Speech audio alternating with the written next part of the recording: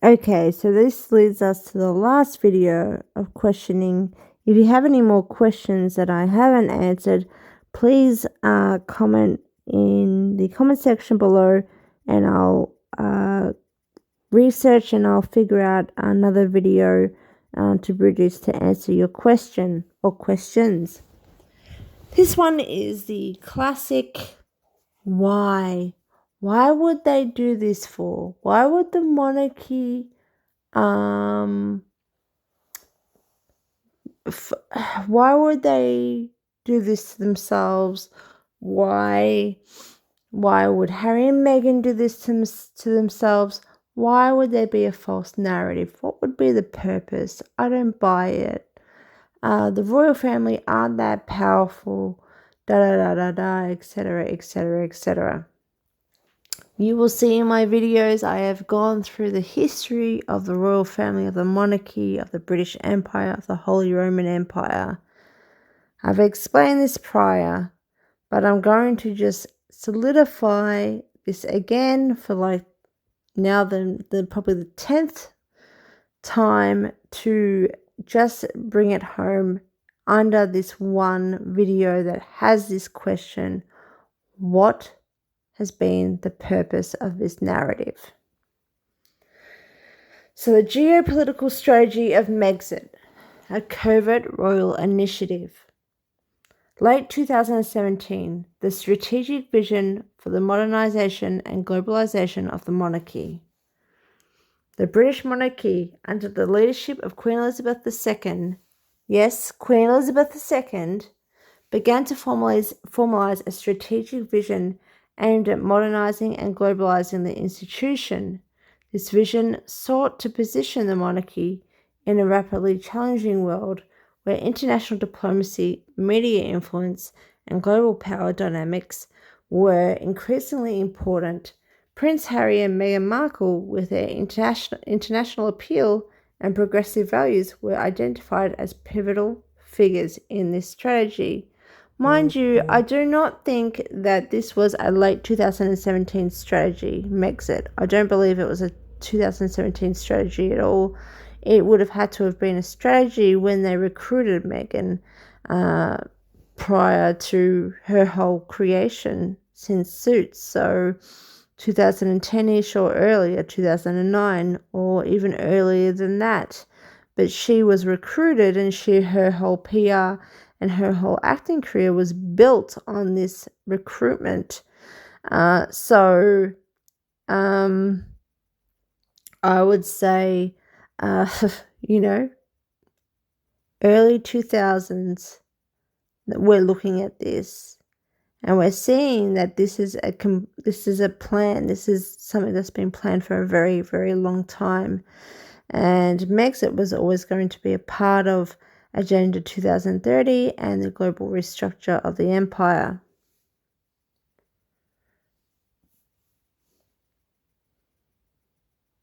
The Sussexes, with Meghan's American heritage, again, why Meghan Markle was recruited, or anyone for that matter with an acting ability would be recruited, and Harry's global stature were seen as ideal candidates to act as modern emissaries for the crown. Their roles were designed to transcend traditional royal duties, bridging the monarchy with contemporary global issues and media, aka normalizing constitutional breaches, while also expanding its relevance beyond the United Kingdom, becoming a global monarchy, not a British one. 2018, because that is what Agenda 2030 is and the global restructure is. We will no longer have national sovereignty. There will no longer be nations. It will be a centralized system of control of the empire. The sovereign being the British monarch. 2018, the quiet execution of a global role.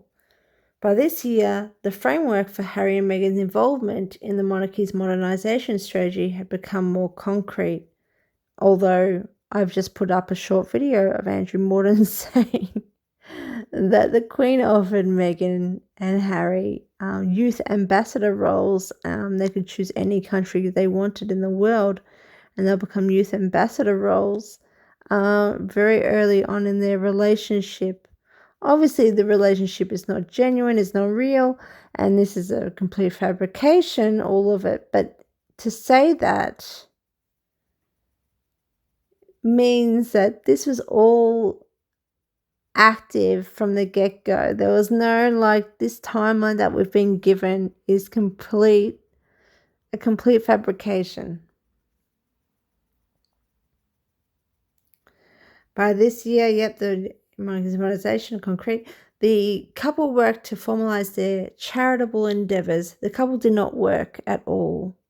They just sat back and they had the palace do it because that was the palace plan and the strategy. It is a palace and monarchy strategy.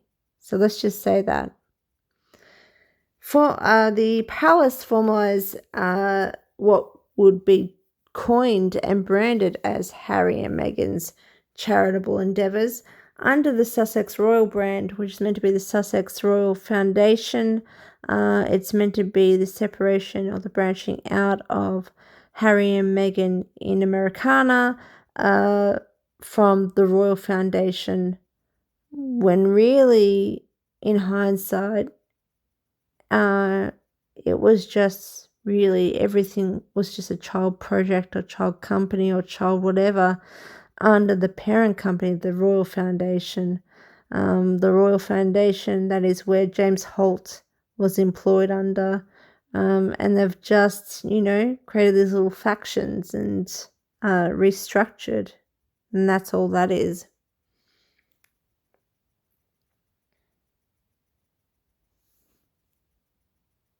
While engaging with global causes such as mental health, women's rights, and environmental issues, all of these things were created with their narrative and their story. The fake suicide, having kids, having fake kids, having a fake marriage, moving, Megxit, freedom flight, all of it, all of this creation, all of it has been, the milestones have been by design to connect or link to Agenda 2030 milestones or goals. Sadly, misinformation, censorship, and digital governance, really. That's one example. However, despite their increasing autonomy in terms of public image and projects, Harry and Meghan's actions were never entirely independent of royal interests. Their global role, aimed at modernising the monarchy and extending its reach, was still rooted in a covert form of servitude to the crown. You can see, I think it's either their visit to Africa, to Nigeria, or to Colombia. I'm not sure which one. I think it's Nigeria. They were standing. Meghan as well was standing and saluting the God Save the King anthem.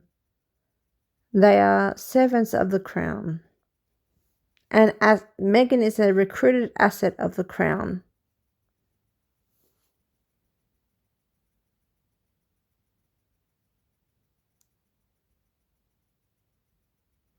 Harry and Meghan's activities, including their charitable foundation, were structured in a way that enhanced the monarchy's soft power, allowing them to engage with a younger, more diverse global audience. These projects, while independent in nature, remained carefully orchestrated in alignment with royal interests. 2019, growing tensions and the emerging plan. As the Sussexes' public profile grew, so did the tensions between their faux aspirations for personal freedom and the constraints of their royal duties, as per the PR narrative created. The narrative created the artificial cause and an effect, a re-evaluation of their roles within the monarchy. However, this period was never one of rebellion, but of strategic positioning. The couple's desire for greater independence was but a PR creation and, in fact, part of a broader royal plan to position them as influential figures in global diplomacy and modern royal engagement.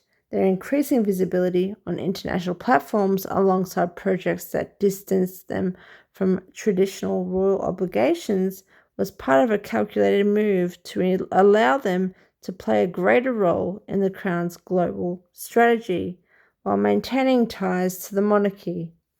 Late 2019, finalising the covert strategy. By the end of this year, discussions surrounding Harry and Meghan's future roles intensified. The groundwork for their formal step back from royal duties was laid out, but it was in service of the monarchy's larger geopolitical goals. The royal family's ambition was to continue engaging with global markets and diplomatic spheres, and Harry and Meghan were to act as figures who could represent the monarchy's modern face.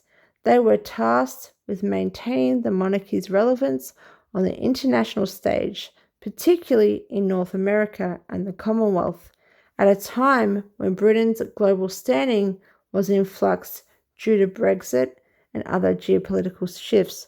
I want you to rewatch the Netflix Harry and Meghan series, and you will see that their engagement or relationship public launch was in direct correlation to Brexit and the immigration or the racial issues that Britain was facing at the time, and they introduced Meghan right at that time.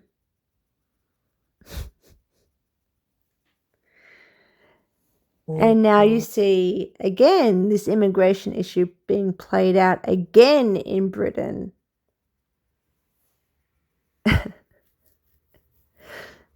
Yeah. They just needed it to continue to roll out.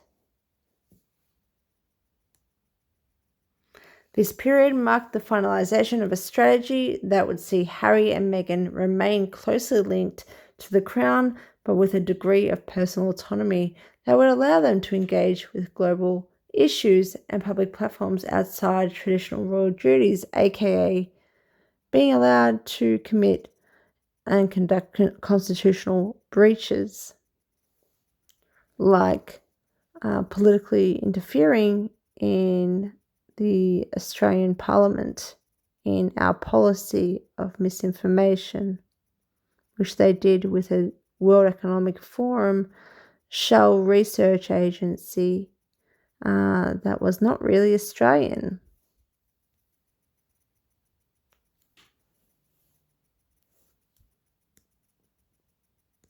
January 2020. Oh, and it's still going on, mind you. January 2020, the public declaration of Megxit. January the 8th, Harry and Meghan publicly announced their intention to step back from royal duties via social media. This expected declaration was framed as a personal decision, but it was in fact part of the royal strategy to modernise the monarchy. Their half-in, half-out approach, which allowed them to continue royal patronage while pursuing financial independence, was seen as a way to modernise the institution by creating a more flexible role for them as global ambassadors. This arrangement permitted the monarchy to benefit from their international appeal while simultaneously permitting the couple to act outside the traditional constraints of royal life. While presented as a personal choice, their announcement was in truth a strategic pivot, aligned with the Crown's larger ambitions to globalise and modernise its public image. January the 9th, the Queen and senior members of the royal family convened to discuss the terms of Harry and Meghan's departure. Despite the public nature of their announcement, the discussions were pragmatic, aiming to find a balance between the couple's desires for independence and the monarchy's interest in maintaining global influence.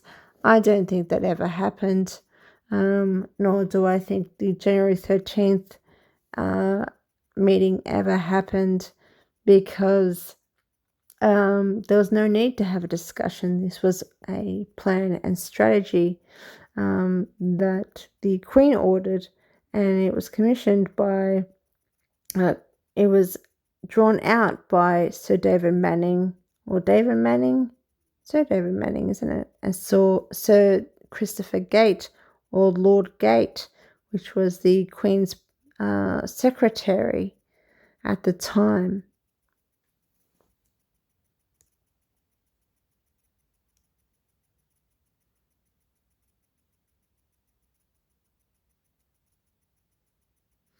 So really, it's just a manipulation tactic, as deception, a public deception. So this is what you're meant to believe.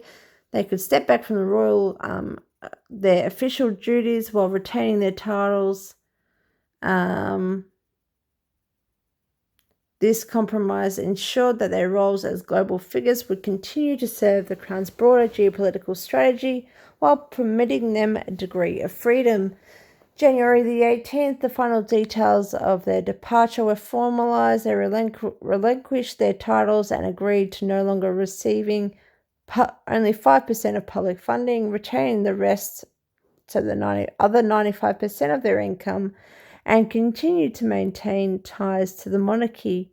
Their role as global influencers were framed as part of a new royal strategy aimed at extending the monarchy's reach in global diplomatic, charitable, and cultural circles. And I've already shown you before that this security firm that these is the Metro Police or the Met Police supposedly resigned from their jobs in UK and went over to, was a British shell company created, are British, but in the US, it's a very, very strange situation there. So I do not believe whatsoever that security changed. It's just like everything else, a restructure and a covert hiding of what actually were the true operations, which never changed. It's all the same thing. It's just what you're shown to believe and told to believe.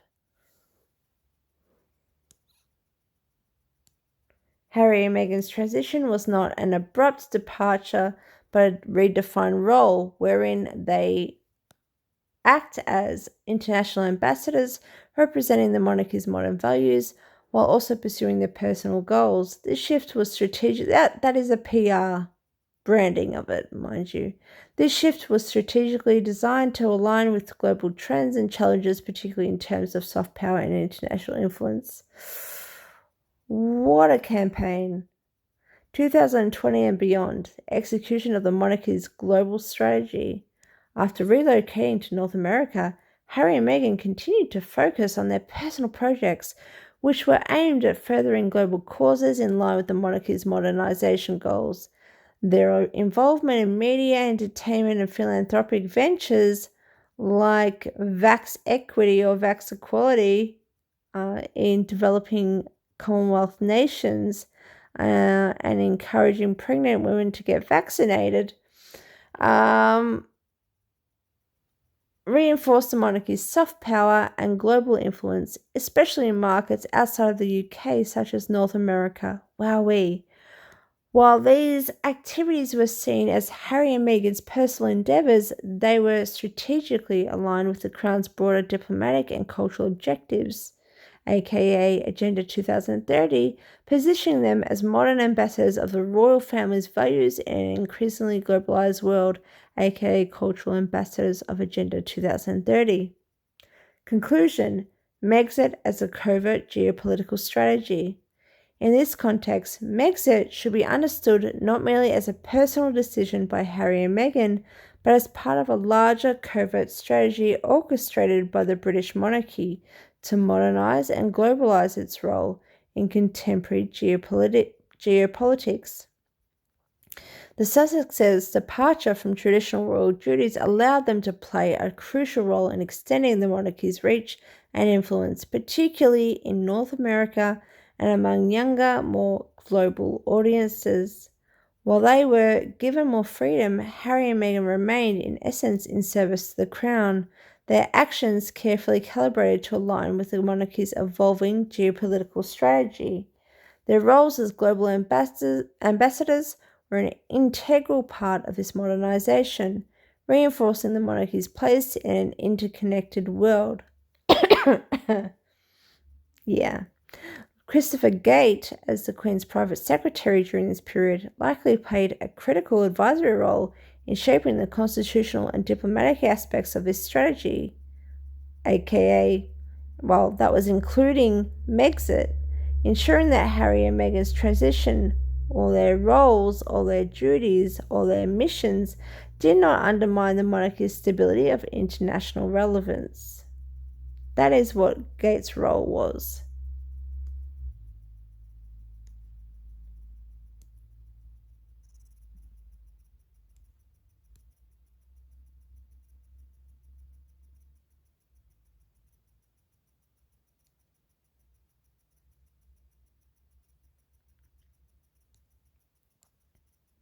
I've done a short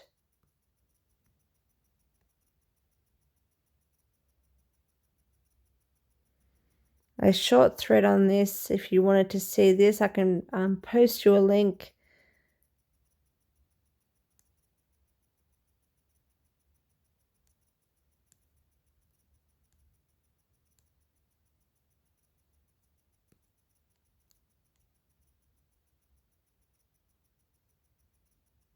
I just want to make sure that I haven't missed anything major.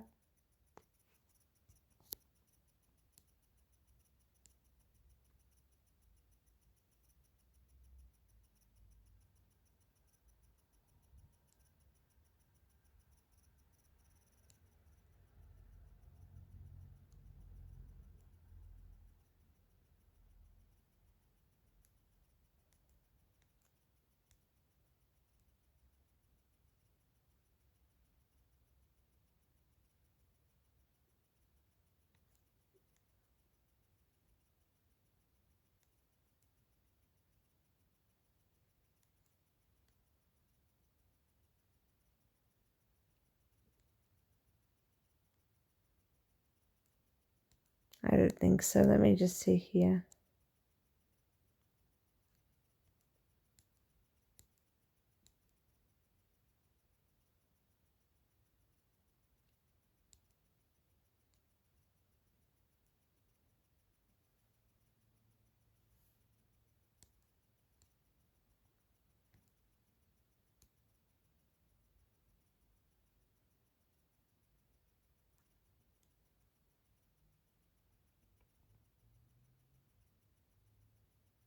And remember, in late 2017, under Queen Elizabeth II, the British monarchy began formalising a strategy, supposedly, to modernise and globalise, responding to shifts in diplomacy, media, and global power.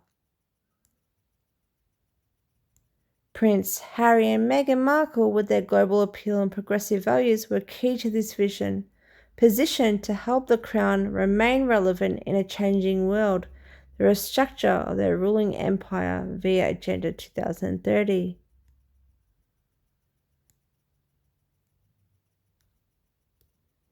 I think I'd like to finish off with just some pictures, some comparisons of what we're looking at here regarding the PR strategy.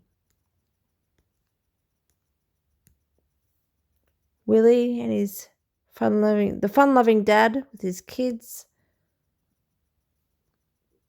Just Harry and his two fake kids.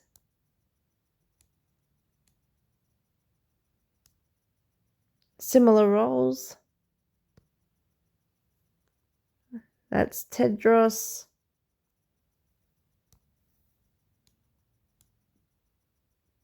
Similar roles. Harry at the UN, the Imperial Government. William at his Earthshot Bloomberg Philanthropies bullshit.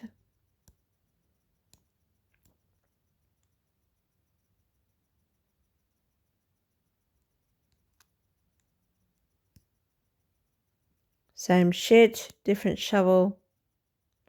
Look look at this bitch, who was then honoured for her servitude with a damehood by William himself, and then promoted as part of the Earthshot board. What a guy. Cares about the Commonwealth very much. Comparison, the current comparison, sad, weird looking Harry and Prince Charlotte being truly daddy's girl. We can't believe how much she and William look alike. Wow. Wow. So glad you care.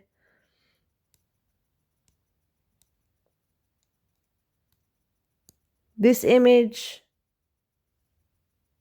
with Edinburgh, the fun-loving Malthusian eugenicist,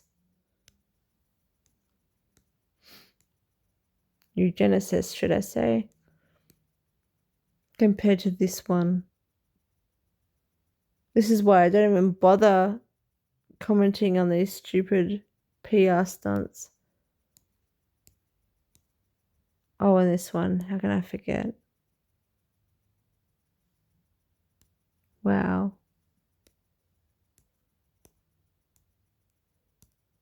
Oh, and the stuff that you've just validated this whole time. Très normal. Pretending that there's some sort of thing going on. It's great. Great acting, great work. And there you go. Thanks, guys.